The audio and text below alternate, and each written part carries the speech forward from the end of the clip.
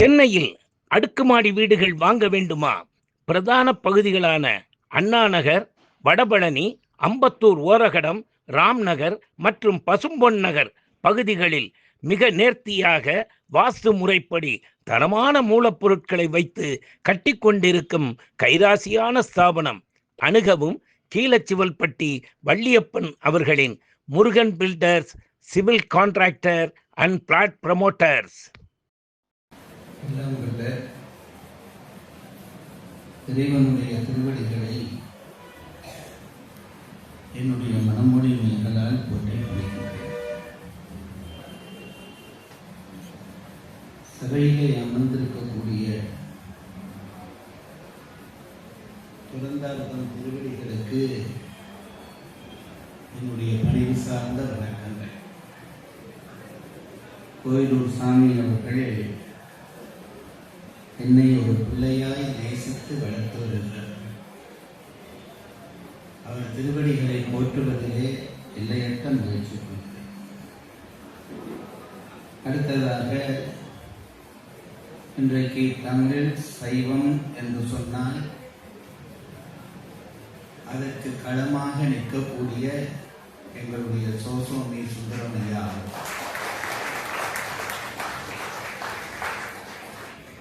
அவருடைய திருவடியையும் உச்சியில் சுட்டி ஒப்பையிடுகிறேன். முருக பக்தர்களுடைய சங்கத்தின் தலைவர், செயலாளர், பொருளாளர், மற்றைய உறுப்பினர்கள் எல்லோருக்கும் என்னுடைய பணிவான வணக்கங்கள். சபையிலே கூடியிருக்கிற பெரியோர்கள், தாய்மார்கள், குழந்தைகள், இளையோர்கள் அத்தனை பேரையும் வணங்கி என்னுடைய உரையை தொடங்கலாம் என்று நினைக்கிறேன்.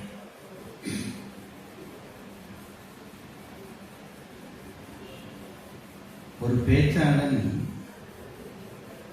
நல்லபடி பேச வேண்டுமானால் அதற்கு சில நிபந்தனைகள் இருக்கின்றன.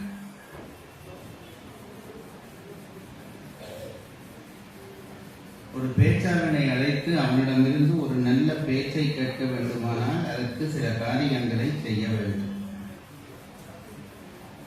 நம்முடைய நகரத்தால் இன்றைக்கு அதற்கு எதிராக செயல்பட்டிருக்கிறார். அந்த நிபந்தனைகளிலே ஒன்று, பேசுவதற்கு முதல் அந்த பேச்சாளனுக்கு நல்ல சாப்பாடு போடக்கூடாது.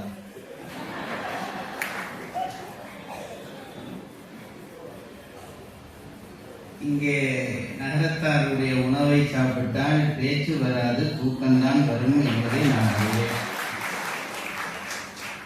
அத்தகைய அருமையான விருந்திற்கு விட்டு என்னை பேச கூப்பிட்டிருக்கிறார். அடுத்தது, ஒரு பேச்சாளன் நல்லபடி பேச வேண்டுமானால் அவனை விட கெட்டிக்கார பேச்சாளர்கள் யாரும் சபையிலே இருக்கக்கூடாது.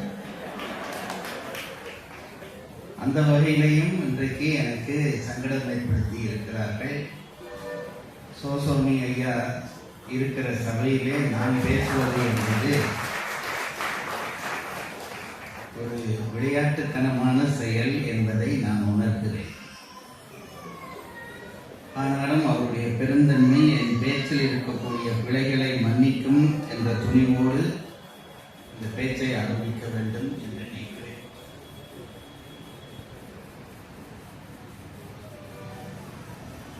ஒரு முறை ஔவையார் சொன்னார், காணாமல் வேணதெல்லாம் கட்டலாம், கற்றோர் முன் கோணாமல் வாய் திறக்க கூடாது. நாணாமல் பேச்சு பேச்சென்னும் பெரும்பூனை வந்தக்கால் கீச்சு கீச்சென்னும் கிளி. இது ஔவையார் பாடிய தனிப்பாடல்களிலே ஒன்று. அறிஞர்கள் இல்லாத சபையிலே நாங்கள் எங்கள் இஷ்டப்படி எதை வேண்டுமானாலும் பேசிவிட்டு போய்விடலாம். காணாமல் வேணதெல்லாம் கத்தலாம். ஆனால் கற்றோர்கள் இருக்கிற சபையிலே அப்படி பேசக்கூடாது என்கிறார் ஔவையார். கற்றோர் முன் கோணாமல் வாய் திறக்க கூடாது, பணிவில்லாமல் பேச தலைப்படாதே. அப்படி பேச தலைப்பட்டால் அது என்னவாக முடியும் என்று கேட்ட பொழுது ஔவையார் சொல்லுகிறார், ஒருவன் ஒரு கிளி வளர்த்தான். அந்த கிளிக்கு பேச சொல்லிக் கொடுத்தான். கிளிக்கு ஒரு பழக்கம், எதை சொல்லிக் கொடுத்தாலும் அதை பேசும். அப்போ கிளி இவன் சொல்லிக் கொடுத்த பேச்சையெல்லாம் பேசியது. வீட்டுக்கு யாரும் வந்தால் வாருங்கள், வரவேற்று வரவேற்றது, வணக்கம் சொன்னது, இப்படி எல்லாம் பேசிக் கொண்டிருந்தது. அப்போ இந்த கிளி நல்ல பேசுகிற கிளி என்று பல பேர் நினைத்தார்கள். ஒரு நாள் அந்த வீட்டுக்காரன் வீட்டிலே இல்லை. அந்த வீட்டுக்குள்ளே ஒரு காட்டு பூனை புகுந்தது. பூந்த காட்டு பூனை அந்த கிளி இருக்கிற கூட்டுக்கு பக்கத்திலே போய் அதை பிடிக்க வேண்டும் என்று பாய்ந்தது. அப்ப கிளி என்ன செய்திருக்க வேண்டும்? பேசக்கூடிய கிளி வீட்டுக்காரன் பெயர் சொல்லி ஓடிவா ஓடிவா என்னை ஒரு பூனை பிடிக்க பார்க்கிறது என்றல்லவா சொல்ல வேண்டும். கிளி அப்படி செய்யவில்லையா? அதுக்கென்று ஒரு ஒரிஜினல் பாசை இருக்கிறது. அந்த கிளி என்ன செய்ததா, இந்த பூனை வந்ததும் அதுவரை தான் கற்று வைத்திருந்த தமிழை எல்லாம் மறந்து கீச்சு கீச்சு என்று கத்தத் தொடங்கியது என்கிறார் ஔவையார். இதை இப்ப ஏன் சொல்லுகிறேன் என்றால், இன்றைக்கு இந்த சபையிலே நான் தான் கிளி, ஒரு பூனை பக்கத்திலே உட்கார்ந்து இருக்கிறது. அது சாதாரண பூனை இல்லை, காட்டு பூனை. அது வந்த காரணத்தினாலே நான் பேசுகிற பேச்செல்லாம் கீச்சு கீச்சென்று தான் இருக்க போகிறது என்பதை நான் உணர்ந்து அதற்காக உங்களிடம் முதலிலேயே மன்னிப்பு கோரிக்கொள்கிறேன். நகரத்தார் போட்ட பிச்சையாலே தான் நான் வாழ்வு பெற்றவன். அதை இந்த இடத்திலே சொல்வதிலே நன்றி கடனோடு சொல்லிக்கொள்ள கடமைப்பட்டேன். கம்பனடிப்பொடி சா கணேசன் ஐயா மட்டும் இல்லை என்றால் இன்றைக்கு நாங்கள் ஒருவரும் இல்லை. 1980ஆம் ஆண்டிலே அவரை சந்தித்தேன். தமிழராட்சி மாநாடு 81லேயோ 80லேயோ, எனக்கு இந்த கால ஞாபகங்கள் இல்லை. அங்கேதான் ஐயா கவிதை பாடி ஐயாவையும் சந்தித்தேன். 81 நான் பார்த்த உலகத்திலே பெரிய மாநாடு அந்த மாநாடு தான். ஆனால் நான் அந்த மாநாடு பார்க்க வரவில்லை, 2 பேரை மட்டும் பார்க்க வந்தேன். அதிலே ஒருவர் என்னுடைய குருநாதர் பேராசிரியர் ராதாகிருஷ்ணன், அவரை பார்க்க வேண்டும். அடுத்தது கம்பனடிப்பொடி சா கணேசனை பார்க்க வேண்டும். இந்த விருப்பத்தோடு தான் நான் அந்த சபையிலே கலந்து கொண்டேன். அதுக்கு நான் பெற்ற பாடுகள் பெரிய வரலாறு, அதை சொன்னால் அதுவே ஒரு பேச்சாக போயிடும். அப்பொழுது எங்களை எல்லாம் ஒருவருக்கும் தெரியாது, சின்ன பையன்கள், 23, 24 வயது. எம்ஜிஆருக்கு கடிதம் எழுதி அனுமதி பெற்று வந்து சேர்ந்தோம். வந்து சேர்ந்து அந்த சபையிலே எல்லாம் நான் என் குருநாதரை தேடுகிறேன், அவரை காணவில்லை. கம்பனடிப்பொடியை தேடுகிறேன், அவரை எப்படியும் பார்க்க என்றால் அவர்கள் என் மனதில் சித்திரமாக பதிந்து விட்டார்கள். 2 பேர். ஷர்ட் போட மாட்டார், துண்டு தான் போட்டிருப்பார், கம்பெனிக்கு என்னென்ன காரியம் செய்தார் என்றெல்லாம் சொல்லி சொல்லி சொல்லி கேட்டு கேட்டு கேட்டு அவர்களை தரிசிப்பது என்பது எனக்கு கடவுளை தரிசிப்பது போன்ற ஒரு உணர்வை தரும் என்ற நம்பிக்கையினாலே அவர்களை தேடித்திருந்தேன். பிறகு மாநாட்டுக்கு என்னுடைய குருநாதர் வரவில்லை என்ற உண்மை தெரிந்தது. கம்பனடிப்பொடி வந்திருக்கிறார் என்று கேள்விப்பட்டு பெரிய போராட்டம் நடத்தி அவரை அந்த மேடையிலேயே சந்தித்தார். ஒரு நாள் தமிழறிஞர்களை எல்லாம் மேடையிலே ஒன்றாக இருத்தி வைத்து ஒரு நிகழ்ச்சி நடத்தினார்கள். அது ஒரு பெரிய மேடை, இவ்வளவு உயரம் இருக்கும். அந்த மேடைக்கு பின்னாலே ஒரு குறிப்பிட்ட இடம் பந்தல் போட்டிருந்தார்கள், முன்னுக்கும் பந்தல். அந்த பின்னாலே இருந்த பந்தலிலே பெரிய பெரிய அறிஞர்களை மட்டும்தான் உட்கார வைத்திருந்தார்கள். அவர்கள் கேட்பதற்காக, வசதியாக கேட்பதற்காக உட்கார வைத்திருந்தார்கள். வாசலிலே போலீஸ்காரர்களை காவல் வைத்திருந்தார்கள். ஒரு மாதிரி அந்த போலீஸ்காரரை ஏமாற்றி விட்டு நானும் என்னுடைய நண்பனும் உள்ளே போனோம். இப்ப இருக்கிற வடிவம் என்று நினைக்காதீர்கள், இப்பெல்லாம் போறவே முடியாது. அப்ப கொஞ்சம் மெலிசா இருந்தேன். உள்ளே புகுந்து ஒரு ஓரமாக போய் நின்று கொண்டு கம்பனுடைய பொடி இருக்கிறாரா என்று தேடினால் கீழே இல்லை. பக்கத்திலே இருந்து ஒருத்தரை விசாரித்தால் மேடையிலே உட்கார்ந்து இருக்கிறார் என்று சொன்னார். அப்ப அவரை சந்திக்க வேண்டும். மேடைக்கு போனால் போலீஸ் பழையபடி எங்களை வெளியே கொண்டு போய்விடும். அப்போ மேடைக்கு ஒருவன் ஒரு பையன் இந்த கூல்ட்ரிங்க் கொண்டு போய் கொடுத்து வந்து கொண்டிருந்தான். அந்த பையனை கூப்பிட்டு, இப்படி கம்பனடி பொடி என்று ஒருவர் மேடையிலே இருக்கிறார், அவரை சந்திக்க இலங்கையிலே இருந்து 2 பையன்கள் வந்திருக்கிறார்கள் என்பதை நீங்கள் சொல்ல வேண்டும் என்று அந்த பையனை கேட்டேன். அவன் சாதாரண ஒரு பையன், அவனுக்கு கம்பனடி பொடியும் தெரியாது, கம்பனும் தெரியாது. அதாரையா என்று கேட்டான். நாங்கள் சொன்னோம், எங்களுக்கு அது சுகமாக இருந்தது, சட்டை போடாமல் ஒருவர் இருப்பார், அவர் தான் கம்பனடி பொடி. அதான் பார்த்து சில விடயங்கள் அடையாளப்படுத்துவதற்கு சுலபமாக இருக்கும். பெண்ணை பல பேர் இந்த குடுமையை சொல்லியே அடையாளப்படுத்தி விடுகிறார். குடுமை போட்டவர் என்றால் என்ன தெரியும், என் குருநாதரே தெரியும். பையன்கிட்ட ஒரு துண்டெழுதி, இப்படி நாங்கள் இலங்கையில இருந்து வந்திருக்கிறோம், உங்களை பார்க்க வந்திருக்கிறோம் என்று துண்டெழுதி கொடுத்தோம். அந்த துண்டு போய் கிடைக்கிறது. நீங்கள் நினைத்து பாருங்கள், அந்த காட்சியை நினைத்து பாருங்கள். மேடைக்கு பின்னாலே ஒரு 200 பேர் அறிஞர்கள் உட்கார்ந்து இருக்கிறார்கள், உயரமான படி. இந்த பையன் போய் அவரிடம் அந்த துண்டை கொடுத்து விட்டால் அந்த துண்டு கிடைத்த உடனே அந்த பெரிய மனுஷன், நாங்களா இருந்தா கூட இப்ப அப்படி பண்ண மாட்டோம், யாரோ பையன்கள் 2 பேர் துண்டு கொடுத்துட்டு, அந்த துண்டு கிடைத்த உடனே மேடையிலே இருந்து இறங்கி வந்தார். எனக்கு கடவுளை தரிசித்த மகிழ்ச்சி கிடைத்தது. அதற்கு பிறகு போலீஸ்காரனுக்கோ இவர்களுக்கோ நான் பயப்படவில்லை. அவர் வருகிறார் உடனே நாங்கள் ஓடி போய் அந்த படியிலேயே அவர் காலில் விழுந்து கும்பிட்டோம். அதிகம் பேச முடியவில்லை. மேலேயும் பேச்சு நடக்கிறது, கீழேயும் பேச்சு நடக்கிறது. சின்னனா எங்களை விசாரித்தார். எங்கள் முகவரியை எழுதி வாங்கி கொண்டார். கம்பன் விழாவுக்கு அறிவிக்கிறேன் வாருங்கள் என்று சொல்லிவிட்டு மேலே போய்விட்டார். இது எல்லாரும் உபச்சாரத்துக்கு சொல்வதுதான் என்று நான் நினைத்திருக்க, 3ஆம் மாதத்திலே, தை மாதத்திலே மாநாடு நடந்தது என்று நினைக்கிறேன். ஏப்ரலிலே கம்பன் விழா அழைப்புகள் வருகிறது, நீங்கள் எல்லோரும் வர வேண்டும் என்று. அன்றிலிருந்து கம்பனடி பொடியினுடைய ஒரு விருப்பத்துக்குரிய பிள்ளையானேன், மாணவனானேன் என்று சொல்லி அவரை அவமரியாதைப்படுத்த நான் விரும்பவில்லை. அவருக்கு நான் ஒரு பிள்ளையானேன். எனக்கு என்னென்னவோ அன்பு செய்தார், உதவி செய்தார். ஒரு விழா எப்படி இருக்க வேண்டும் என்பதை காரைக்குடியிலே எனக்கு காட்சியாக காட்டினார். அத்தனை 1000 பேரை திரட்டி கம்பனுக்கு விழா எடுத்த அந்த அற்புதத்தை கண்டு நான் வியந்து போனேன். இன்றைக்கு நான் இப்படி வாழ்கிறேன் என்றால் கம்பனடி போட்ட அந்த வாழ்வு பிச்சை தான் காரணம் என்று நான் பிரகண்டமாக சொல்லிக் கொண்டேன்.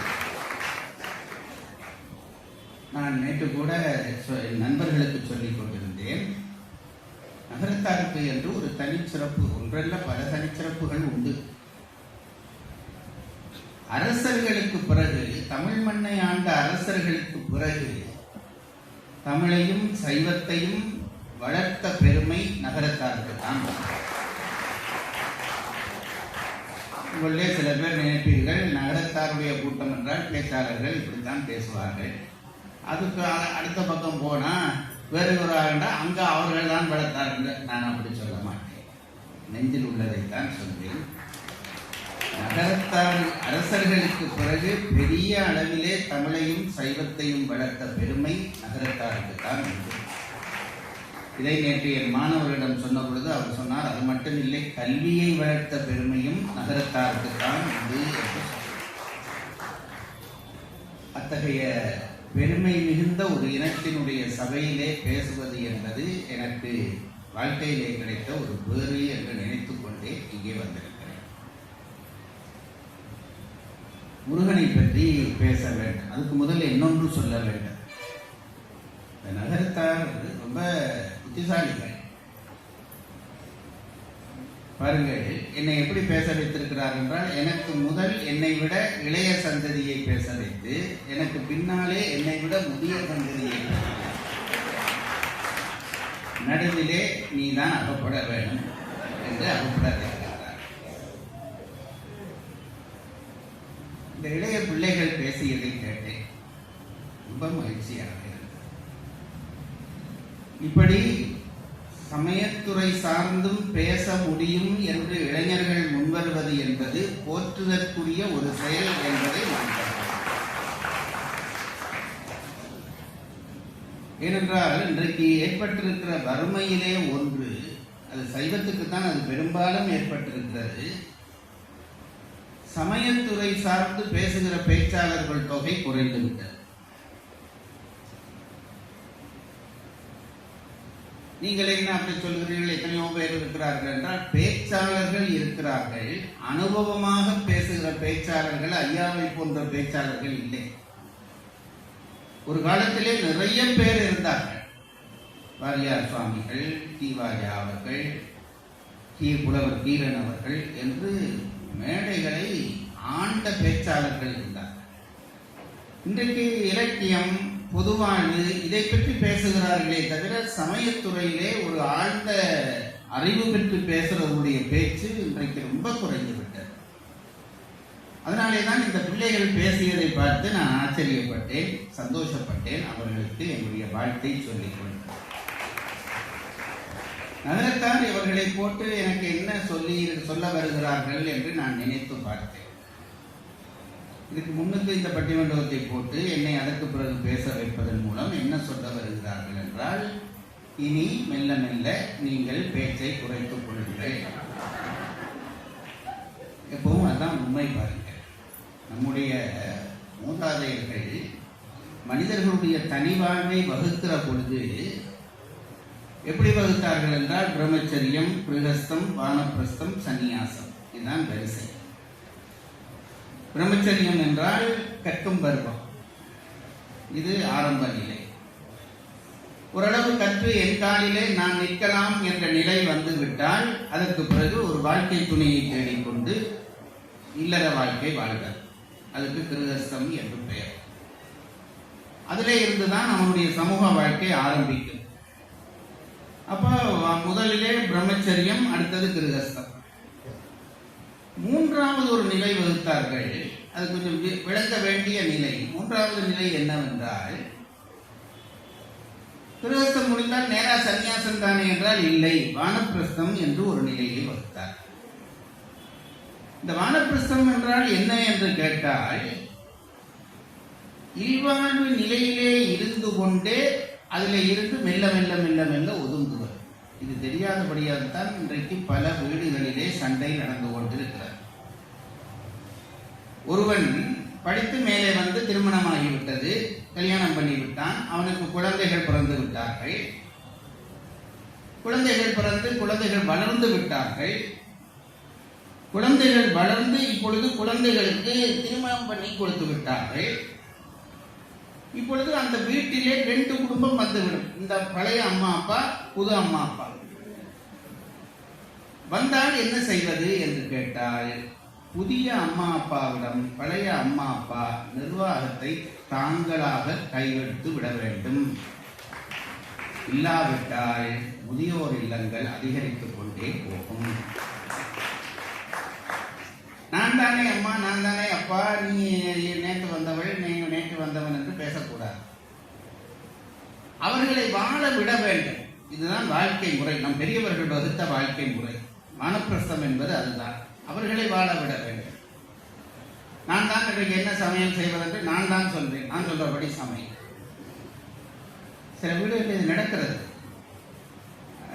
இந்த வீட்டிலே என்ன செய்ய வேண்டும், எங்கே கோலம் போட வேண்டும், எங்கே பூஜை பண்ண வேண்டும் என்று நான் தான் சொல்வேன் என்று இந்த பழைய மாமியார் சொல்லுவார். இங்கே தான் சண்டை ஆரம்பிக்கும். எப்பொழுது இன்னொரு குடும்பம், அந்த வீட்டு பிள்ளை வளர்ந்து ஒரு குடும்பம் ஆகிவிட்டதோ, அந்த குடும்பம் வந்த பிறகு பழைய குடும்பத்தவர்கள் தாங்களாக ஒதுங்கிக் கொள்ள வேண்டும் என்பதைத்தான் வானப்பிரஸ்தம் என்று மறைமுகமாக நம் பெரியவர்கள் சொல்லி வைத்திருக்கிறார்கள். அதற்கு பிறகுதான் சந்நியாசம். வானப்பிரஸ்தம் என்பது சந்நியாசத்துக்கு ஒரு ஒத்திகை, பிரம்மச்சரியம் என்பது கிருஹஸ்தத்துக்கு ஒரு ஒத்திகை. இப்ப நான் இதை ஏன் சொல்கிறேன் என்று கேட்டால், இது குடும்பத்திலே மட்டும் என்று நினைக்காதீர்கள். நம்முடைய எல்லா சமூக அமைப்பிலும் இது உண்டு. அதில் தான் நான் ஒன்று சொல்கிறேன். பேச்சாளர்களாகிய நாங்களும் இப்ப அடுத்த தலைமுறை பிள்ளைகள் வந்து பேச ஆரம்பிச்சு விட்டார். பேச ஆரம்பிச்சு விட்டா இனி நாங்க என்ன பண்ண வேண்டும்? மெல்ல அவர்களுக்கு வாழ்த்து சொல்லிவிட்டு உட்கார்ந்து விட வேண்டும். அவன் என்ன பேசுறது, சின்ன பையன் என்று தொடங்கினால் அதுக்கு பிறகு எங்களுக்கும் அனாதை இல்லங்கள் தான் வந்து சேரும். ஆகவே பேச்சை குறைக்க வேண்டும் என்ற உணர்வோடு பேச தொடங்குகிறேன்.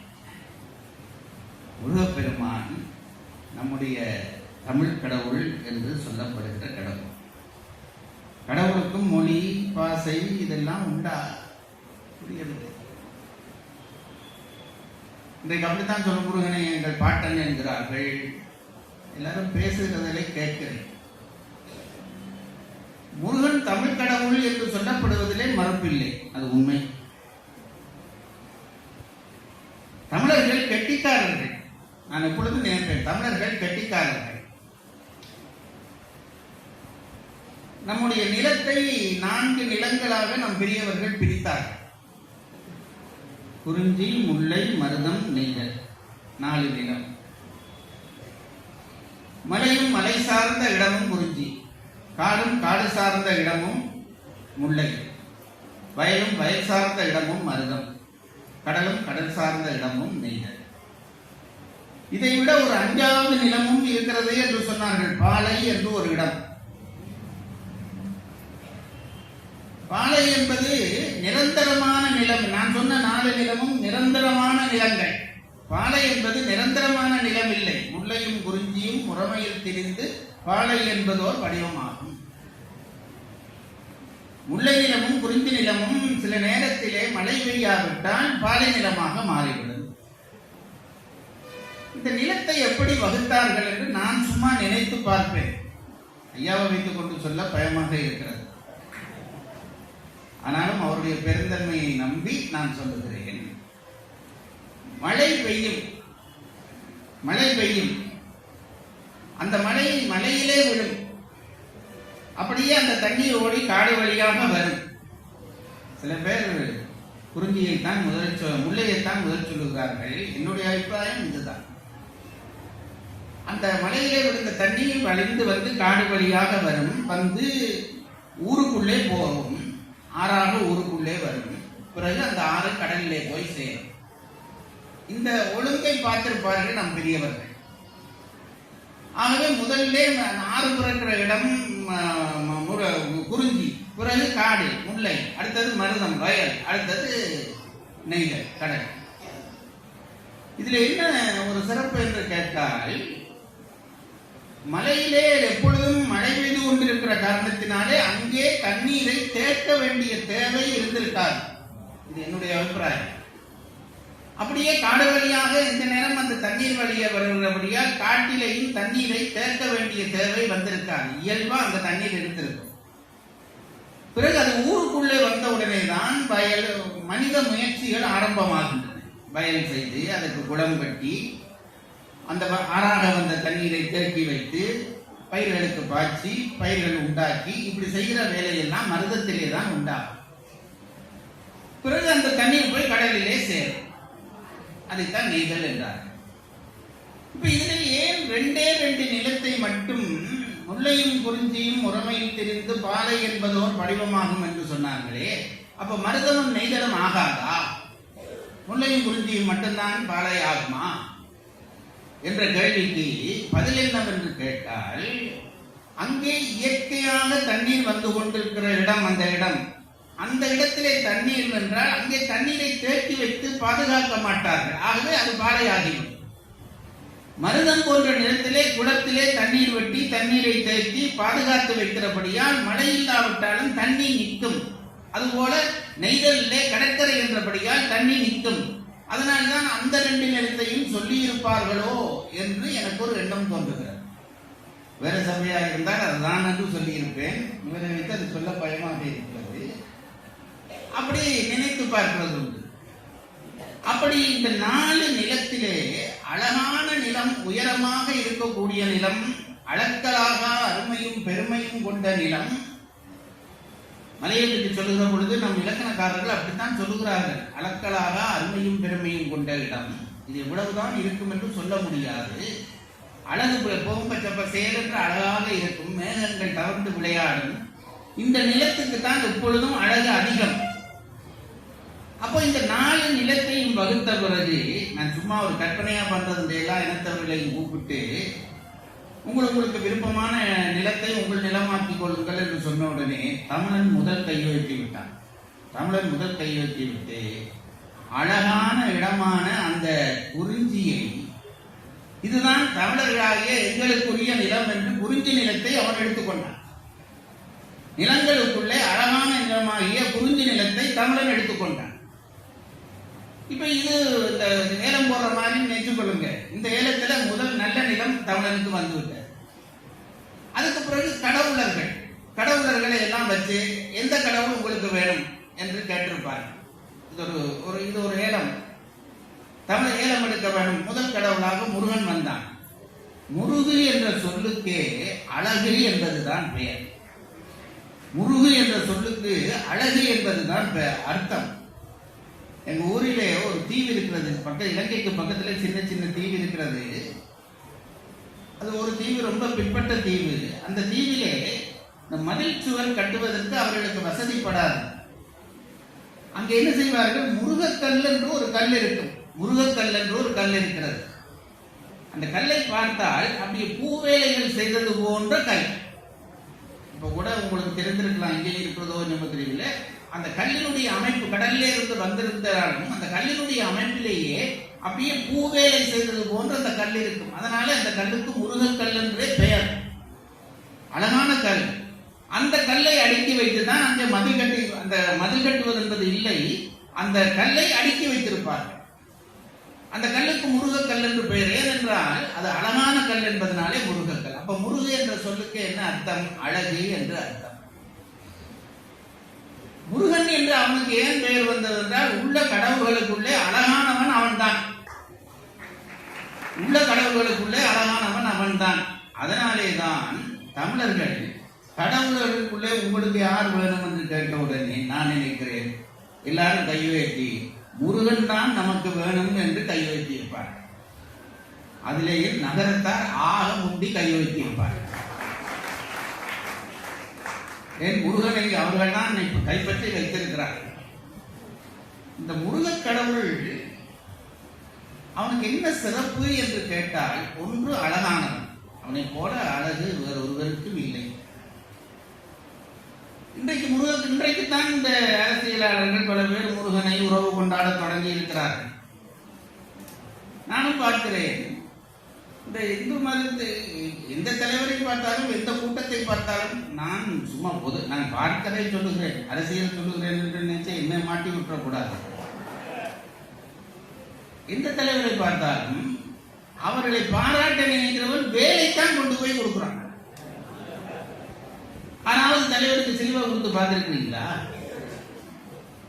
எந்த தெய்வத்தை எந்த தலைவருக்கு கொடுத்தாலும் வேல் தான் கொடுக்கிறான். ஏன்? வேல் அறிவினுடைய அடையாளம். தலைவா, உனக்கு அறிவில்லை, இதை பெற்றுக்கொண்டாவது நீ அறிவை பெற்றுக்கொள்ள என்பதுதான் அதனுடைய அடையாளம். அறிவுக்கு என்ன லட்சணம் தெரியுமா?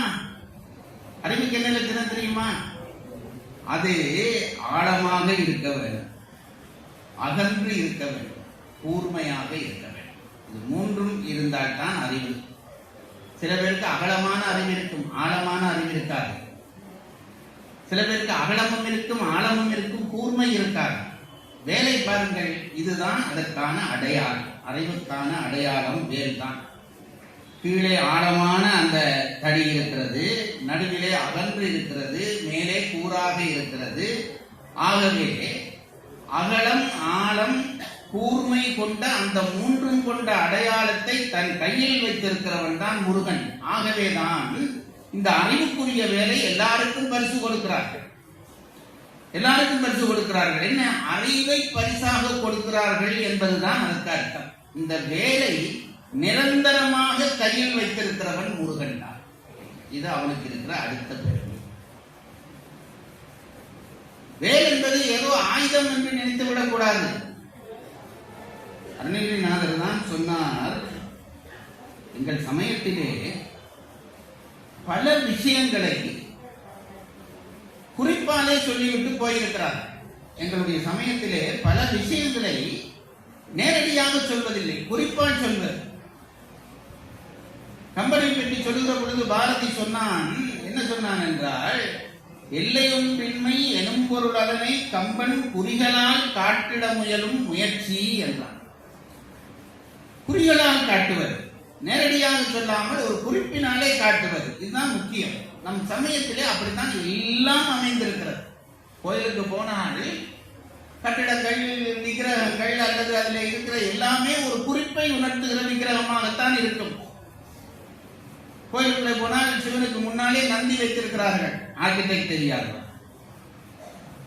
மூலஸ்தானத்தில் சாமியை வச்சுட்டு அதை மறைக்கிற மாதிரி நந்தியை வைக்கலாமா? நந்தியை வைத்தா வெளியில இருக்கிறதுனால கும்பிட முடியவில்லை, நந்தி மறைச்சு கொண்டு நிற்குது. அப்ப தப்பா ஏன் பண்ணினார்கள் என்றால் ஒரு காரணத்தோடு பண்ணினார்கள்.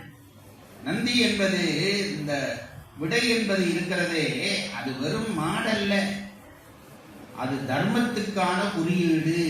அதை இறைவனுக்கு முன்னாலே வைத்திருக்கிறார்கள். இதெல்லாம் நாங்கள் புரிந்து கொள்வதில்லை. ஒரு இறைவனுக்கு முன்னாலே நந்தி இருந்து இறைவனை பார்த்தபடி நிற்கிறது. அப்படின்னா என்ன அர்த்தம் தெரியுமா? தர்மத்தின் பார்வையில் தான் இறைவன் நிற்பான். இதை புரிந்து கொள்ள வேண்டும். இப்ப பல பேர் என்னென்னமோ களவு செய்து விட்டு சாமி கும்பிட போகிறார்கள், ஒரு பிரயோசனமும் இல்லை. நம்முடைய பெரியவர்கள் சில நியதிகளை ஆலயத்துக்கு வைக்கிற பொழுது சொன்னார்கள், நீ போய் ஆண்டவனை கும்பிடுவதானால் நந்திக்கும் மூலஸ்தானத்துக்கும் இடையிலே குறுக்காலே போகாதே, போனால் நரகத்துக்கு போவாய் எழுதியிருக்கிறார். என்ன காரணம்? அதுக்கு என்ன அர்த்தம்? நந்திக்கும் இருக்குமா என்ன அர்த்தம் என்றால், அதுக்கு குறியீடு என்னவென்று கேட்டால் வேறொன்றும் இல்லை, தர்மத்துக்கும் ஆண்டவனுக்கும் குறுக்கே போனால் அது உனக்கு நரகத்தை தான் தரும். இதை உணர்த்துவதற்கு தான் அந்த விக்கிரகம். இதுபோல நம்முடைய வேல் இருக்கிறதே, அந்த வேலும் ஒரு குறியீட்டை தந்திருக்கிறது, அறிவை என்கின்ற குறியீட்டை தந்திருக்கிறது. அருணகிரிநாதர் தான் அனுபூதியிலே சொல்கிறார், குறியை குறியாது குறித்து அறியும் நெறி. வேல் என்றால் தனியே அந்த வடிவத்தை பார்க்க கூடாது, அது ஏதோ சொல்லுகிறது என்று பார்க்க வேண்டும். குறியை குறியாது குறித்தறியும் நெறியை தனிவேலை நிகழ்த்திடலும் செறிவற்று உலகோடு உரை சிந்தையும் அற்று அறிவற்று அறியாமையும் அற்றதுவே. அன்னையினார் பண்ணுகிற வேலையை நினைத்து பார்க்கிறதுக்கு பாருங்க. ஆண்டவனை அடைவதற்கு அறிவு வேண்டுமா வேண்டாமா? உங்களை கேட்கிறேன். மற்ற ஜீவராசிகளாலே ஆண்டவனை அடைய முடியவில்லை, ஆறறிவு பெற்றதாலே நாங்கள் தான் கடவுளை அடைகிறோம். அப்ப அறிவு தேவையா தேவையில்லையா? தேவை. நம் பெரியவர்கள் சொன்னார்கள், ஆண்டவனை அடைய அறிவு தேவை, ஆனால் ஒரு எல்லைக்கு மேலே அந்த அறிவு இல்லாமல் போய்விட வேண்டும்.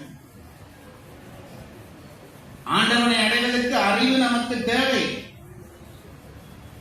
அந்த அறிவே எப்பொழுதும் அந்த அறிவை பற்றி கொண்டிருந்தால் ஆண்டவனை பிடிக்க முடியாது.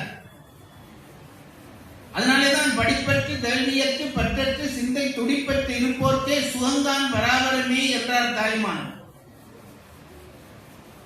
கல்வியை கொண்டு கல்வியை நீக்க பழக வேண்டும் என்று சொல்லுகிறார். அதான் அன்னையினார் சொன்னார், அறிவற்று அறியாமையும் மற்றதுவே. இந்த நிலைதான் கடவுளை கும்பிட வைக்கலாம்.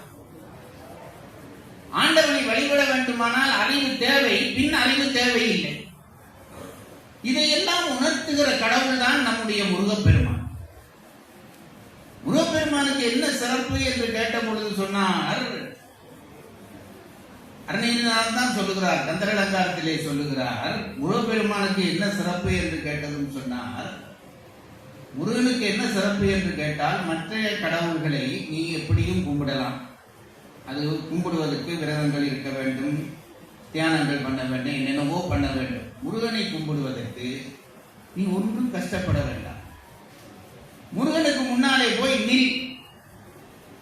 நின்று என்ன திருப்புகழ் பாடுறதா, தேவாரம் பாடுறதா, அலங்காரம் பாடுறதா, அனுபூதி பாடுறதா, ஒன்றும் பாடாது. முருகனுக்கு முன்னாலே போய் நில். உனக்கு என்னென்ன கெட்ட வார்த்தை தெரியுமோ அத்தனை கெட்ட வார்த்தையாலையும் முருகனை திட்டு. இப்படி ஒரு சமயத்தில் யாராவது சொல்லி தருவார்களா? உனக்கு என்னென்ன கெட்ட வார்த்தை தெரியுமோ அந்த கெட்ட வார்த்தையெல்லாம் சொல்லி முருகனை திட்டு. ஆனால் ஒரு நிபந்தனை, நீ சொல்லுகிற அந்த கெட்ட வார்த்தைகள் எல்லாம் தமிழ் வார்த்தைகளாக இருக்க வேண்டும். ஆர் சொன்னவர்? அன்னையினார் தான் சொல்லுகிறார். செந்தமிழாள் வைதாலையும் வாழ வைப்போன். நீ என்ன வார்த்தைகளை திட்டு, அது அங்க கேட்கும், முருகனுக்கு கேட்கும், கூப்பிடுவார். அந்த முருகனுக்கு பக்கத்தில் இருக்கிறவெல்லாம் ஓடி வந்து சொல்லுவார்கள், முருகா உன்னை ஒருத்தன் திட்டுறான். அப்படியா? திட்டுறானா? நல்லது. என்ன பாஷையில திட்டுறான்? தமிழ்ல திட்டுறான் முருகா. உடனே அவர்களுக்கு எல்லாம் சொற்பம் கொடு. இப்படி சொல்வாராம் முருகன். செந்தமிழால் வைதாலையும் வாழ வைப்போன். இந்த கருணை வேறு எந்த கடவுளுக்காவது உண்டா? நினைத்து பாருங்கள். தன்னை வந்து திட்டுகிறான் ஒருவன், தமிழாலே திட்டுகிற காரணத்தினாலே அவனை வாழ வைப்பான் முருகன் என்கிறார் அருணகிரிநாதர். காரணம் என்னவென்றால் அவன் தமிழ் கடவுள். தமிழ் கடவுள். அது மட்டும் இல்லை, தமிழ் சங்கத்துக்கு அவன் தலைவனாக இருந்திருக்கிறான். மதுரை தமிழ் சங்கத்துக்கு தலைவனாக இருந்து தமிழ் வளர்த்த கடவுள் அந்த கடவுள். அதனாலே ஆறாவது ஒருவன் தன்னை திட்டினாலும் கூட தமிழால் திட்டினால் சரி அவனுக்கு பாஸ் கொடு, அவன் நல்லபடி இருக்கட்டும் என்று சொல்லுகிறார். அத்தகைய கடவுளைத்தான் நாங்கள் எல்லோரும் தொழுது கொண்டிருக்கிறோம். ஒன்றை மறந்து போகாதீர்கள். 50 ஆண்டுகளாக நீங்கள் முருக பக்தி மாநாடு நடத்துகிறீர்கள் என்றால் அது லேசான காரியம் இல்லை. முருகனுடைய கருணை இருந்தாலே ஒழிய இந்த காரியம் நடக்காது. நான் இவர்களை எல்லாம் மகிழ்விப்பதற்காக இதை சொல்லவில்லை. எனக்கு ஒன்று, நான் கிட்டத்தட்ட எனக்கு இப்ப 70 வயது ஆக போகிறது. நிச்சயமாக தெரியும், நம்முடைய கெட்டித்தனங்களாலே ஆகிற காரியம் என்று ஒன்றும் இல்லை. அதை நம்புகிறேன். தர்மத்தோடு சேர்ந்து நாங்கள் செயல்பட்டால் இறைவன் அந்த செயலை அங்கீகரிப்பான். அப்பொழுதுதான் அந்த செயல் வெற்றி பெறும். நீ எவ்வளவு பணக்காரனாகவும் இருக்கலாம், எவ்வளவு படித்தவனாகவும் இருக்கலாம், எவ்வளவு அறிஞனாகவும் இருக்கலாம், ஒன்றும் நடவாது. ஒன்றும் நடவாது. முருகனுடைய அங்கீகாரம் கிடைத்த பிறகுதான் அந்த காரியம் வெற்றி பெறும். 50 ஆண்டுகள் இது நடக்கிறது என்றால் அதை வைத்துக் கொண்டுதான் நான் சொல்லுகிறேன், முருகனுடைய அங்கீகாரம் கிடைத்த ஒரு சங்கமாகத்தான் நான் இதை கருதுகிறேன். முருகனுக்கு இன்னொரு சிறப்பு இருக்கிறது. அவன் என்ன செய்வான் என்றால்,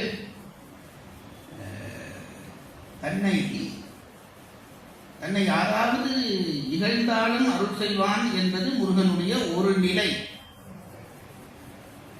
தீமை செய்தால் முருகன் அருள் செய்வானா? இது அடுத்த கேள்வி. இப்ப திட்டான், ஒருத்தன் திட்டான், தமிழிலே திட்டான், சரி அவனுக்கு அருள் செய்து விட்டான். ஆனால் நம்முடைய சமயம் என்ன சொல்கிறது? நம்முடைய தத்துவங்கள் என்ன சொல்கின்றன? நன்மை செய்தவனுக்கு இறைவன் அருள் செய்வான். இதுதானே நம்முடைய சமயம் சொல்லுகிறோம். உண்மை. தீமை செய்கிறவனுக்கு இறைவன் அருள் செய்வானா? தீமை செய்கிறவனுக்கு இறைவன் அருள் செய்ய மாட்டான் என்பது நம்முடைய கதைகளிலே, புராணங்களிலே, இதிகாசங்களிலே சொல்லப்பட்டிருக்கிறது. ஆனால் கந்த புராணத்தை பாடுகிற கச்சியப்ப சிவாச்சாரியார் என்ன சொல்கிறார் என்றால், நீ தீமை செய்வது பற்றியும் கவலைப்படாதே. தீமை செய்கிறாயா? பல தீமை செய்து விட்டாய். இப்ப நமக்கெல்லாம் அதுதான் பிரச்சனை. ஐயோ, இதை கேட்க பயமா இருக்கிறதே, நான் அதை செய்தேனே, இதை செய்தேனே என்று நாம் செய்த களவெல்லாம் நம் மனதிலே பட்டியலிடப்படும். அப்போ இந்த தீமையெல்லாம் செய்து விட்டேனே, தெரியாமல் செய்து விட்டேனே, எனக்கு அறிவில்லாமல் செய்து விட்டேனே, சொற்பொழிவுகளை கேட்காமல் செய்து விட்டேனே, இனி நான் எப்படி அதிலிருந்து தப்புவது என்று ஒரு கேள்வி இருக்கிறது அல்லவா? 2 விடை சொல்கிறார்கள். ஒன்று சொன்னார்கள், நீ தீமை செய்து விட்டாயா? கவலைப்படாதே. தீயவை புரிவரேனும் குமரவேள் திருமுன்புக்கால் தூயவர் ஆகி மேலை தொல்கதி அடைவர் என்பர். நீ தீமையே செய்தாலும் கூட முருகனுக்கு முன்னாலே போய் நிற்கிறாயா? போதும், அந்த அளவிலே நீ தூய்மையான ஆகிவிடுவாய். இப்படி ஒரு கடவுள் உண்டா? தீமையே செய், பிரச்சனை இல்லை. தீமையே செய்தாலும் கூட நீ அந்த தீமையை செய்துவிட்டு முருகனுக்கு முன்னாலே வந்து நிற்கிறாயா? நின்றால் தூயவர் ஆகிவிடுவாய். தூயவராகுவது மட்டுமல்ல, மேலே தொல்கதி அடைவர் என்பர். மேலே மேலே போய் உனக்கு வீடு பேறு கூட கிடைக்கும். அப்போ இதை ஒருத்தர் சொன்னாங்க, கச்சியப்பர் சொல்லுகிறார். அது சொன்ன உடனே 6வது ஒருத்தன் கேட்டுப்பான், சாமி என்ன சும்மா நீங்க எடுத்து விடுற, கந்த புராணம் பாடப்படினா இப்படியே தள்ளி விடுறது தானா? தீயவை புரிந்தவனுக்கு வாழ்வு கிடைக்குமா? கிடைக்கும். அப்படியானால் ஒரு சான்று சொல் என்றான் அவன். நீ சொல்றது உண்மையானால் ஒரு சான்று சொல்லு.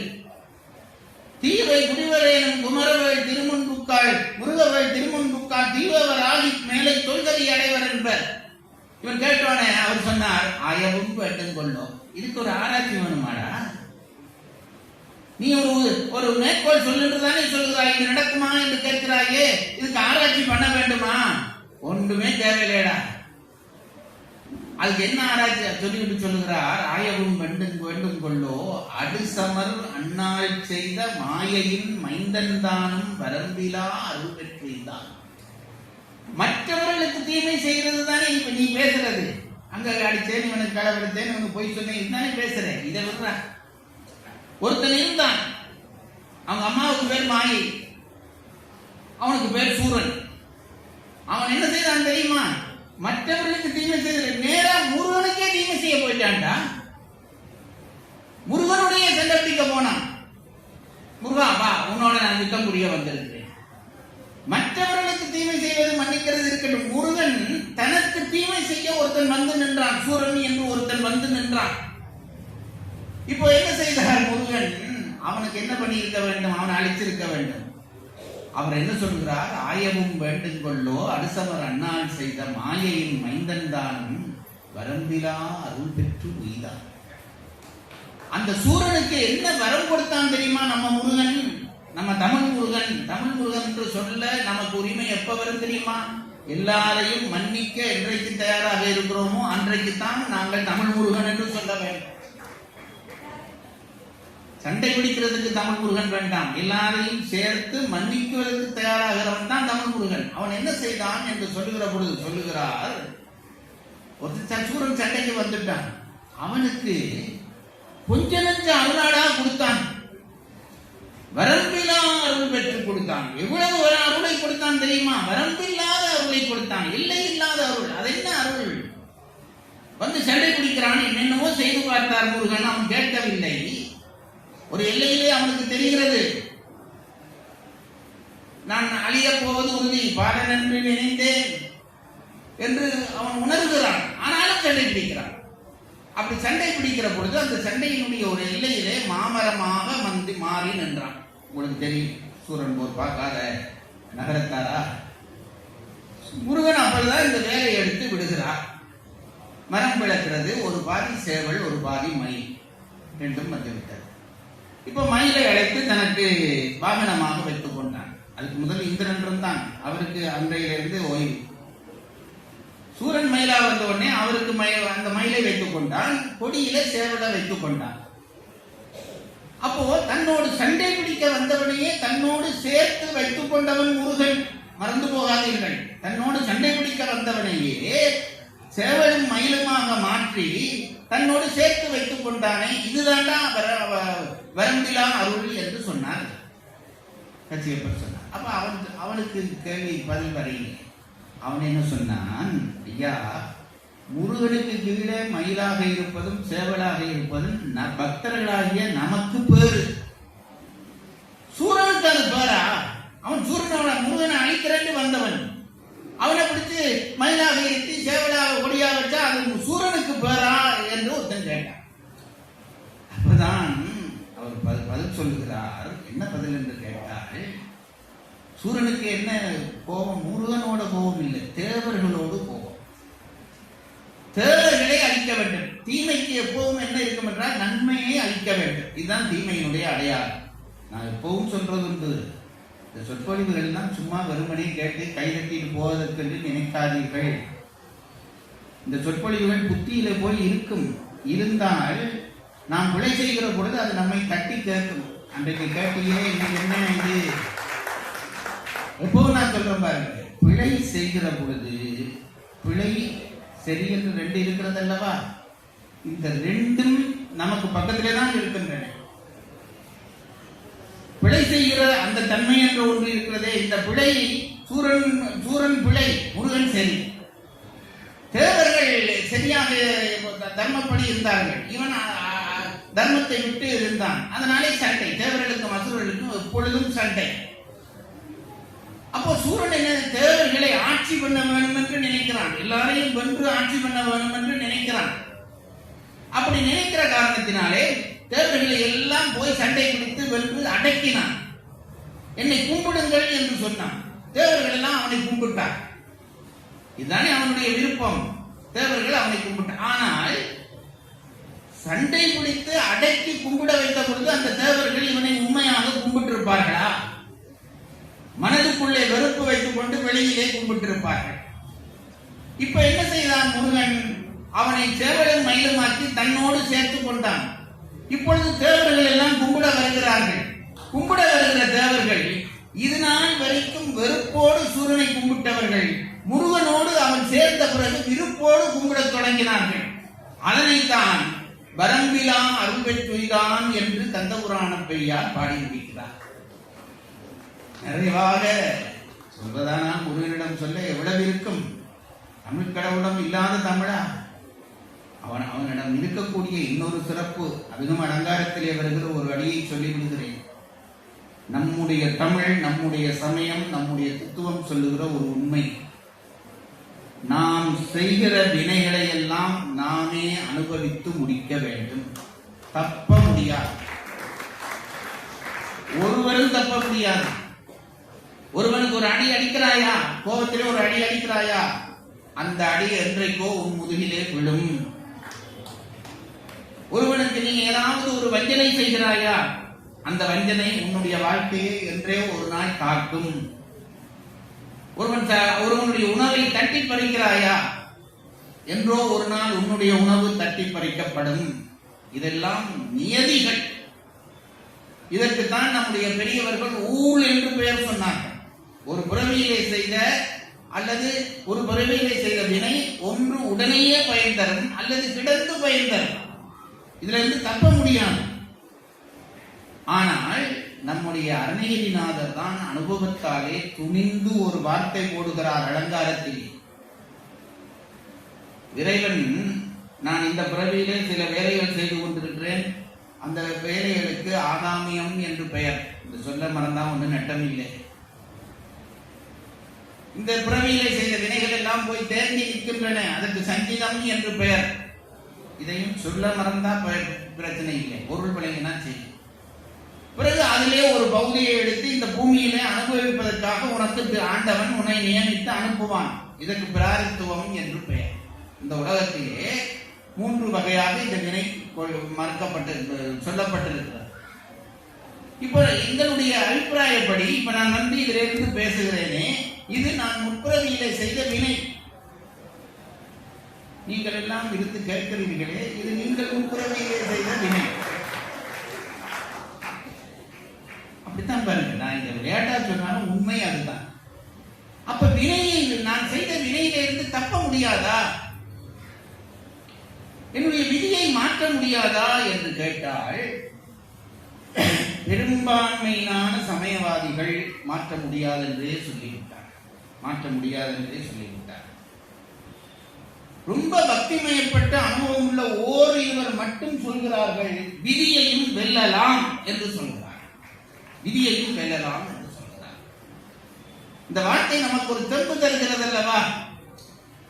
எல்லாவற்றையும் அனுபவித்து தான் முடிக்க வேண்டும் என்றால், ஆண்டவனே நீ எதற்கென சொன்னேன் என்று ஒரு பாட்டு சொல்வார்கள், கண்ணதாசன் பாடியதா.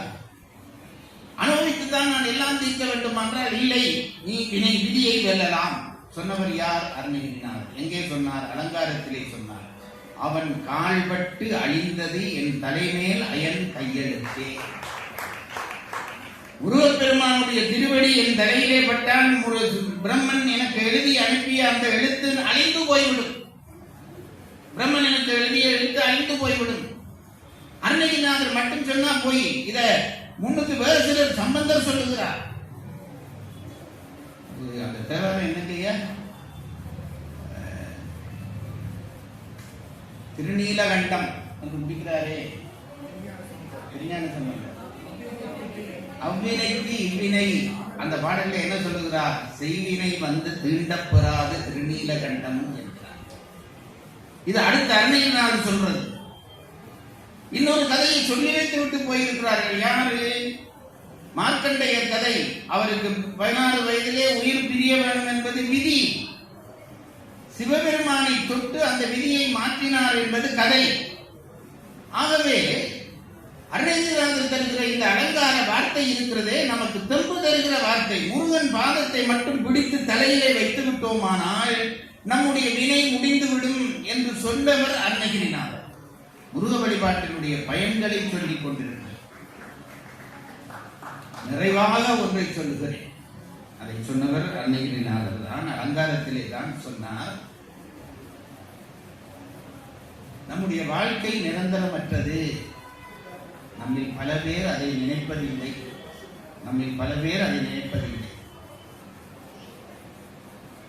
நான் பரீட்சை எடுக்கிறேன், பரீட்சையிலே பாஸ் பண்ணுவேனோ இல்லையோ எனக்கு தெரியாது தானே, ஆனால் பாஸ் பண்ணுவேன் என்று நினைக்கிறேன். பரீட்சையிலே பாஸ் பண்ண உடனே எனக்கு வேலை கிடைக்குமோ கிடைக்காதோ தெரியாது, ஆனால் வேலை கிடைக்கும் என்று நம்புவேன். வேலை கிடைத்ததும் எனக்கு நல்ல சம்பளம் வருமோ வராதோ தெரியாது, ஆனால் நல்ல சம்பளம் வரும் என்று நம்புவேன். நல்ல சம்பளம் வந்ததும் எனக்கு நல்ல கல்யாணம் நடக்குமோ நடக்காதோ தெரியாது, நடக்கும் என்று நம்புகிறேன். கல்யாணம் நடந்ததும் எனக்கு குழந்தை பிறக்குமோ பிறக்காதோ தெரியாது, பிறக்கும் என்று நம்புகிறேன்.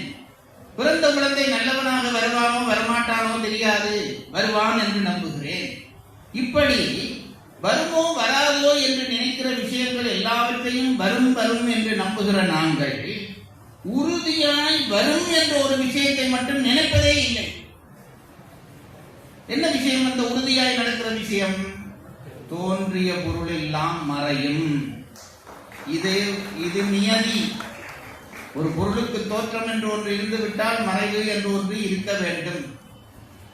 இந்த நிலையாமை என்கின்ற ஒன்றை மட்டும் நாங்கள் யாரும் நினைத்து பார்ப்பதில்லை. இங்க பாருங்க, இப்ப நான் பேசிக் கொண்டிருக்கிறேன், இந்த ஒளிவாகியை இப்படி தொடுகிறேன், கரண்ட் அடிக்கிறது, முடிச்சு. பேசின நிலையாமை பற்றிய பேசிய ஜெயராஜ் நிலையாமையாய் போனார். நீங்க எல்லாம் இருந்து பேச ரொம்ப ஆனந்தமா காத்தடிக்க கேட்டுக்கொண்டிருக்கிறீர்கள். இந்த ஃபேனிலே ஒன்று கரண்ட் விழுந்தால் இனி பேச்சு உள்ள போகாது, எல்லார் கண்ணு அங்கதான் இருக்க போகுது. அந்த நிமிஷமே நம் வாழ்க்கை முடிந்தது. இதுதானே நம்முடைய வாழ்க்கை. ஆனால் நிலையில்லாத இந்த வாழ்க்கைக்குள்ளும் ஏதோ நிலையான ஒன்றை தேடி அனுபவிக்கிறோம் என்று பொய்யாக நம்பிக்கொண்டு நாம் வாழ்கிறோம். ஒருவன் ஒரு காட்டுக்குள்ளே நடந்து கொண்டிருந்தான். திடீரென்று பார்த்தால் பின்னுக்கு ஒரு யானை புலிருகிற சத்தம். பார்த்தால் ஒரு காட்டு யானை மதம் கொண்டு இவனை நோக்கி ஓடி வருகிறது. உங்களுக்கு தெரியும், யானையினுடைய வடிவம் பெரிய வடிவம். ஆனால் யானையோடு மனிதனால் ஓட முடியாது என்று சொல்கிறார். எனக்கு அதிலே ஒரு சந்தோஷம். யானை துரத்தி கொண்டு வருகிறதை பார்த்தான் இவனுக்கும் தப்ப வேணும் எண்ணம். ஓடினான். யானை துரத்துகிறது, இவன் ஓடுகிறான். ஓடிக்கொண்டு வந்தான். அந்த யானையை பார்த்து ஓடிக்கொண்டு வந்த வேகத்திலே எதிரிலே ஒரு பெரிய பள்ளத்தாக்கு, 100 அடி பள்ளத்தாக்கு. இதை இவன் கவனிக்கவில்லை. அது கொடிகள் மறந்திருக்கும் போல இருக்கிறது. ஓடி வந்தவன் அதிலே தூக்கி காலை வச்சு விட்டான். சரையர் அந்த கொடிகள் எல்லாம் விலகியது. இவன் அப்படியே உள்ள போகிறான். உள்ள போனவனுக்கு ஐயோ, எந்த நிமிஷத்திலையும் மனிதன் தப்ப நினைத்து கொண்டுதான் இருப்பான்.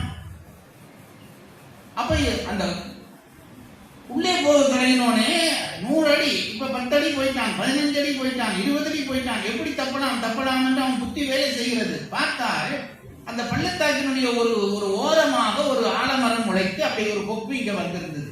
எட்டி பிடித்தான். 30 அடிக்கு வந்தவன் அதை எட்டி பிடிச்சிட்டான். எட்டி பிடிச்சிட்டு மெல்ல குனிஞ்சு கீழே பார்த்தான். ஒரு 300 நாகப்பாம்பு நின்று படம் எடுக்கிறது. கீழே இருந்து படம் எடுக்கிறது.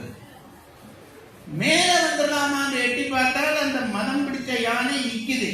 நீ வா, இன்னைக்கு முடிவு கட்டாம போறது. மேல யானை, கீழே பாம்பு, இவன் நடுவில் தொங்குறான். இப்ப இவருடைய நிலையை நினைத்து பாருங்கள். நிலையாமைக்குள்ளே அகப்பட்டு எந்த நிமிடமும் அவன் உயிர் போகும் என்ற நிலை. இப்ப அப்படி பிடித்து தொங்கிக் கொண்டிருக்கிறானா? அப்படி தொங்கிக் கொண்டிருக்கிற பொழுது பார்த்தால் அந்த புதருக்கு மேலே, அந்த பள்ளத்தாக்குக்கு மேலே ஒரு மரத்தினுடைய கொப்பு இப்படி ஓடியது. அந்த கொப்பிலே ஒரு பெரிய தேன்கூடு கட்டியிருந்தது.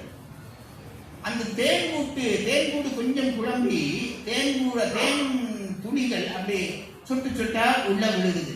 அது எங்க விழுகுதுன்னா இவன் முகத்துக்கு நேர கீழே விழுகுது. கீழே பாம்பு, மேலே யானை, நடுவில் பிடிச்சிருக்கிறான், தப்ப வழி இல்லை, தேன் துணி விழுகுது. என்ன செய்தானாம் இவன்? நாக்க நீட்டி அந்த தேன் துணியை நக்கினான். இவன் யார் என்று கேட்கிறீர்கள் அல்லவா? வேறு யாரும் இல்லை, நாங்கள் எல்லோரும். மேலையும் மரணம் காத்திருக்கிறது, கீழையும் மரணம் காத்திருக்கிறது. இதற்குள்ளே சின்ன சின்ன தேன்துளிகளை நப்பி மகிழ்ந்து கொண்டிருக்கிறோம். இதை அருணகிரிநாதர் தெளிவாக உணர்ந்தார். உலக இன்பம் தான் பேரின்பம் என்று நினைத்து செல்வமும் நிறைய கையிலே கிடைத்தது. வறுமை துன்பம் என்று நினைக்காதீர்கள், செல்வம் தான் துன்பம். கையிலே நிறைய பணம் கிடைத்தது.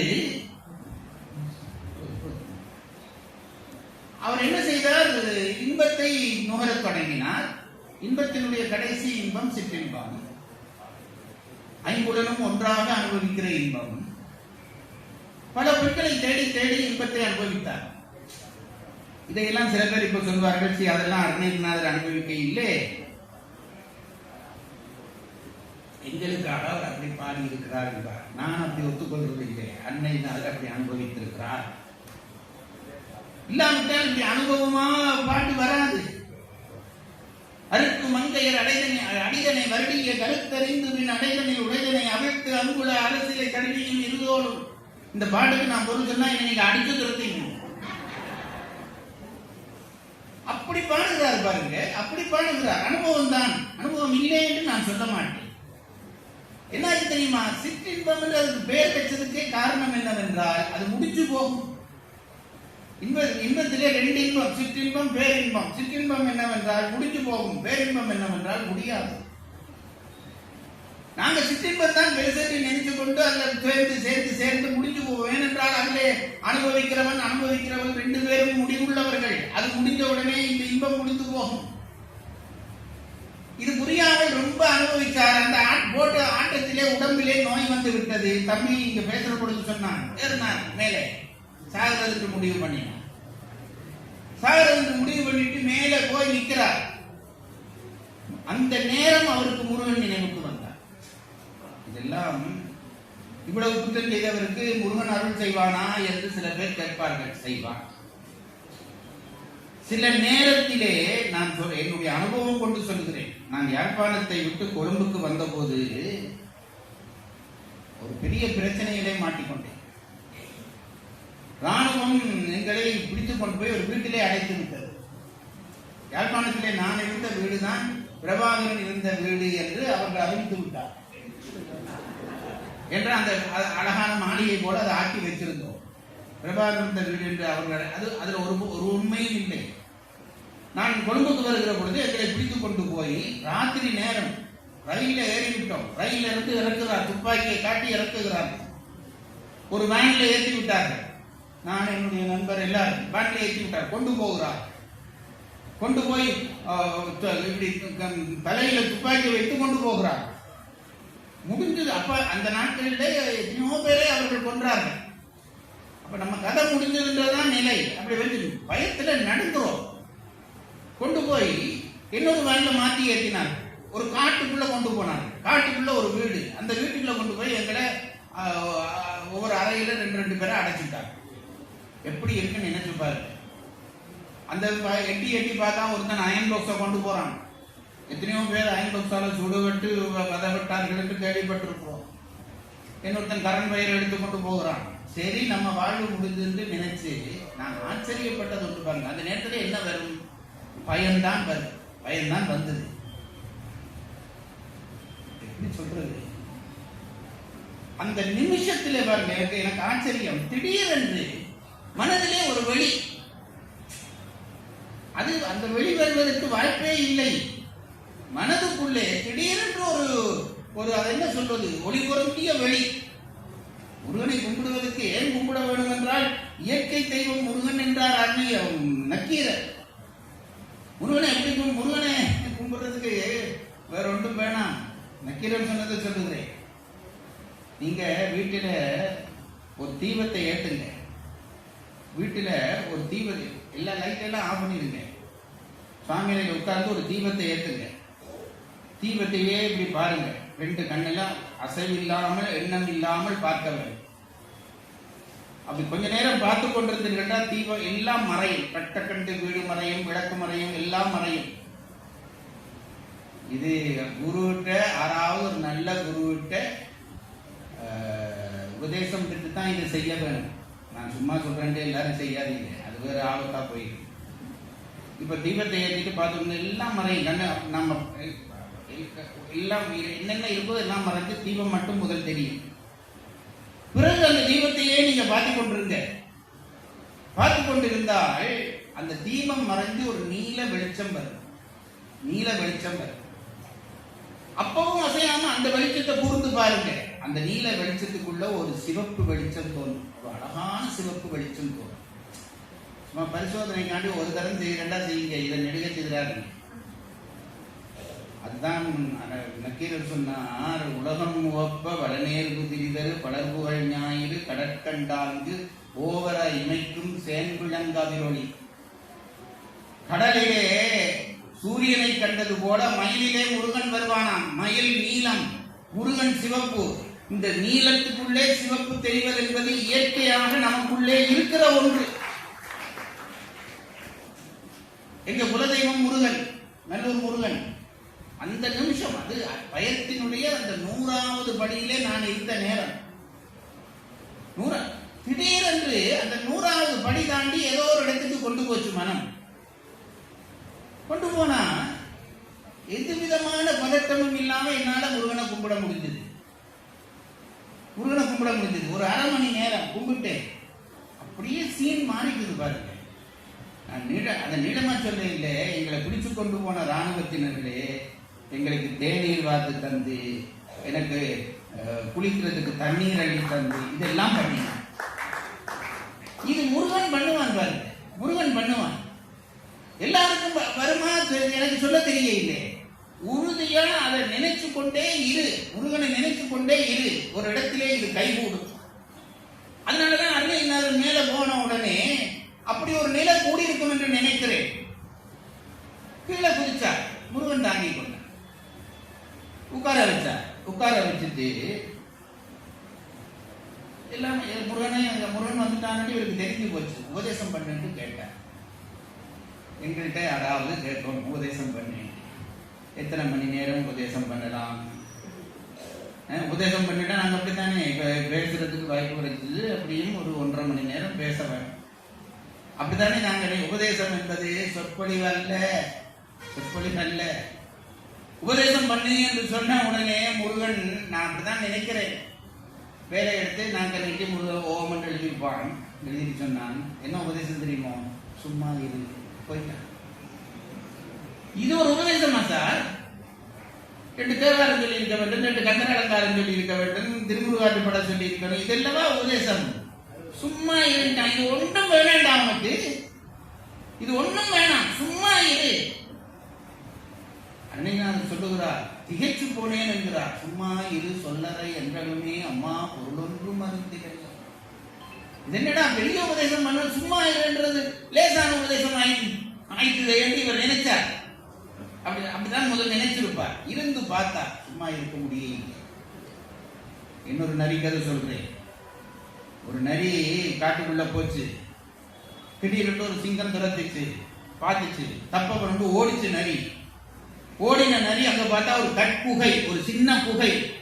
நரி மட்டும் போகலாம், சிங்கம் போக முடியாது. நரியும் அப்படி போய் மட்டுமட்டா உட்காரலாம். நரி போய் உட்கார்ந்துட்டு இப்ப சிங்கம் வந்த துரத்தை கொண்டு வந்த சிங்கம் பார்த்தது, போன நீ இப்ப திருப்பி தானே வருவேன், உன்னை பிடிக்காம போக மாட்டேன்னு வாசல்ல குந்திட்டுது. வாசல்ல குந்தினோன்னு இப்ப நரி உள்ள இருந்தது, பொழுது போக இல்லை. என்ன செய்துச்சு? சும்மா இருக்க முடியல நரியால. என்ன பண்ணிச்சு தெரியுமோ? தன்னுடைய அங்கங்களோட பேச தொடங்கிச்சு. காலை பார்த்தது. காலை, உனக்கு நான் இவ்வளவு நேரம் உணவு போட்டு வளர்த்துருக்கிறேன், நீ எனக்கு சிங்கம் வந்த பொழுது என்ன செய்தாய்? நரி சொல்லிச்சு, நான் தானே உங்களை கொண்டு வந்து இதுக்குள்ள ஓடையை தப்ப வச்சது இருந்துச்சு. நல்லது, என்னோடைய. காலை பார்த்தது. காலை, நீ என்ன செய்தாய்? சிங்கம் வர சத்தத்தை நான் தானே கேட்டு சொன்னேன், அதனால தானே நீங்க ஓடி வந்தீங்க. நீ என்னோடைய. கண்ணை பார்த்து கேட்டது, நீ என்ன செய்தாய்? நான் தானே உங்களுக்கு இந்த குகையை காட்டினேன். எல்லாருக்கும் சொல்லி சொல்லி கொண்டு வந்தோடனே கடைசியா வாளுக்கு வந்தது இந்த நரி. வாழை பார்த்து கேட்டது, நீ எனக்கு என்ன செய்தாய்? நரி ஓடுகிறவர்களுக்கு பார்த்தா தெரியும், நரி 2 காலுக்கு நடுவில் வாழை சுருட்டி கொண்டுதான் ஓடும். இப்ப வாழை கேட்டோன்னா வாழை சொல்லிச்சு, நான் தான் ஐயா பெண்ணுக்கு கடைசியா இருந்த பெட்டி, சிங்கம் பிடிச்சா என்னதான் பிடிக்கும், அதனால உங்க கால் 2க்கு நடுவில் ஒளிஞ்சிருந்தேன்னு. நரிக்கு கோபம் வந்தது, எல்லாரும் எனக்கு உதவி செய்தார்கள், ஆகவே என்னோட இருக்கட்டும், நீ மட்டும் எனக்கு துரோகம் செய்திருக்கிறாய், ஆகவே உன்னை சிங்கம் பிடிச்சா பரவாயில்லை, சிங்க வாழை மட்டும் கோய்க்கு வெளியில நிற்கிறான். என்ன நடந்திருக்கு நான் சொல்ல தேவையில்லை. அந்த வாழை பிடிச்சு இழுக்கிறதோட எல்லாத்தையும் பிடித்து சிங்கம் திட்டு போய்விட்டது. சும்மா இருக்கிறது லேசான வேலையில ஒரு புலன் வெளியில போனா அத்தனையும் போயிடும். இருந்து பார்க்கிறார் அருணகிரிநாதர், இருந்து பார்க்கிறார், முடிய இல்லை. நேரா முருகன்கிட்ட போயிட்டார். முருகன்கிட்ட போய் சொன்னார், அப்பனே நீ ஏதோ சும்மா உபதேசம் பண்றாய் என்று நினைத்தேன், சும்மா என்று சொன்னாய், லேசான உபதேசம் என்று நினைச்சேன், முடியலடா, என்னால முடியலே. சரணகமல் ஆலயத்தை அரை நிமிட நேரமட்டில் தவமுறை தியானம் வைக்க அறியாத ஒரு அரை நிமிஷம் கூட என்னாலே இந்த உடம்பை தவமுறை தியானம் வைக்க முடியலடா, அரை நிமிஷம் கூட என்னால முடியவில்லை. இதை வெளிப்படையா சொன்னான். சரணகமல் ஆலயத்தை அரை நிமிட நேரமட்டில் தவமுறை தியானம் வைக்க அறியாத சொல்லிட்டு அன்னையினார் நாங்களா இருந்தா என்னால முடியலன்னா அவன் அந்த பென்சிலை எடுத்துட்டான், இவன் சவுண்டை போட்டுட்டான், இவன் ரேடியோவை போட்டான் என்று சொல்லுவோம். அன்னையினார் மற்றவர்கள் தண்ணில கோபிச்சார், இதுதானா நான், என்னத்தானா நான் ஒரு பெரிய ஆள் என்று நினைச்சேன், என்னிட்ட தானா இந்த முருகன் வந்தான். என்ன செய்தார் தெரியுமா? கண்ணை திட்டுகிறார், சட கசட மூட மட்டி பவவினையிலே உதித்த தமிழன் இனி ஆன்மயக்கம் உருவே. முருகன்கிட்ட எல்லாம் சொல்லிட்டார். சொல்லிட்டு கடைசியா சொன்னார், கருணை புரிய ஆதிருப்பதென உரை வேளை செப்பு கைலை மலை நாதர் பெற்ற குமரேசா. சொல்லிட்டேன்டா, என் குற்றத்தையும் சொல்லிவிட்டேன், என் குற்றத்தை நானே கண்டித்து விட்டேன், நீதானே என்னை காப்பாற்ற வேண்டும் என்று கேட்ட பிறகு அருணகிரிநாதருக்கு முருகப்பெருமான் முழுமையான அருள் செய்து காத்து வைத்துக் கொண்டார். பிறகு அவருடைய வரலாற்றிலே கிளியாக அவர் முருகனுடைய தோடிலே இருந்து பாடிய 51 பாடல்கள் தான் அனுபூதி பாடல்கள் என்று சொல்லப்படுகின்றன. கிளி தானாக பேசுவதில்லை, ஆரம்பத்திலே சொன்னேன். கிளியாக இருந்து பாடிய பாடல் தான் அனுபூதி பாடல் என்றால் அது அருணகிரிநாதர் பாடிய பாடல் அல்ல. கிளியாக முருகன் தோடிலே இருந்தார், முருகன் சொன்னதை அவர் சொன்னார். ஆகவே இந்த 51 பாடல்களையும் திரும்ப திரும்ப படியுங்கள், வாழ்வு உயரும், முருகனுடைய அருள் கிட்டும் என்று சொல்லி விடைபெறுகிறேன்.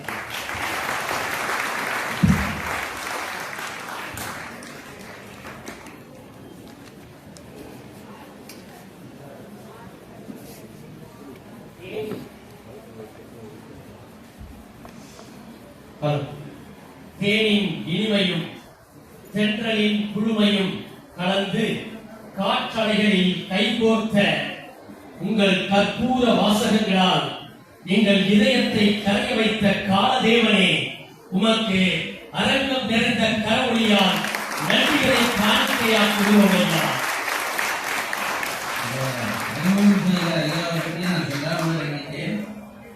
இவ்வளவு அழகான தமிழிலே இந்த அறிமுகங்களை எல்லாம் நீங்கள் செய்வதை கேட்டு ரொம்ப மகிழ்ந்தேன். இந்த தமிழ் கேட்க, இந்த தமிழ் கிடைக்க நான் கொடுத்து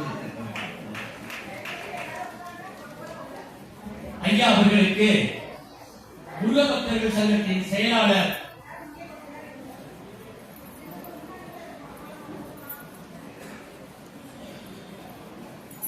ஐயா அவர்களை பற்றிய மற்றும் ஒரு சிறிய செய்தியை உங்களோடு பகிர்ந்து கொள்ள அவாவுகிறது மனம். கம்பன் கழகம் தொடங்கிய நாளில் சிறு வயதில் மேலாள் தமிழக முதல்வர் டாக்டர் எம்ஜிஆர் அவர்களுக்கு கடிதம் எழுதி அவருக்கு முன்னால் மேடையில் முழங்கிய மேடை இவர் என்பதை உங்களோடு பகிர்ந்து கொண்டு ஐயா அவர்களுக்கு முருக பக்தர்கள் சங்கத்தின் செயலாளர் திரு KNPLN பழனியப்பன் என்கிற தியாக அவர்கள் சிறப்பு செய்ய வருகிறார்கள்.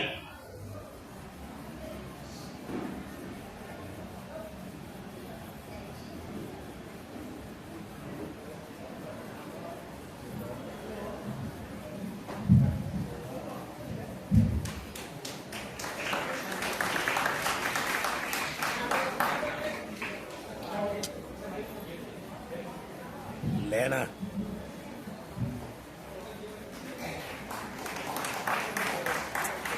லேனா